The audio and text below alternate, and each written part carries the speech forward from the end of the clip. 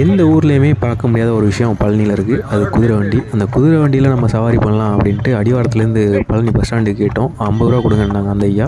போயிட்டுருக்கோம். எத்தனை வருஷம் வச்சிருக்கீங்க? 5 வருஷமாவா? சீசனுக்கு மட்டும்தானா? சீசனுக்கு மட்டும்தானா? எப்பவுமே ஓடிட்டே இருக்கும். எப்பவுமே வண்டியில் ஓடிட்டே இருக்கும். ஒரு நாளைக்கு எவ்வளவு ஓடும்? நாளைக்கு 1000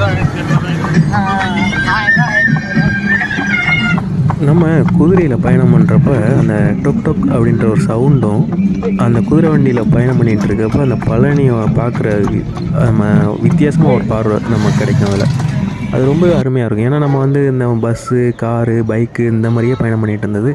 நம்ம குதிரை வண்டியில் போகிறப்போ ரொம்பவே வித்தியாசமாக இருக்கும். நீங்கள் அது போய் பார்த்தா தெரியும்.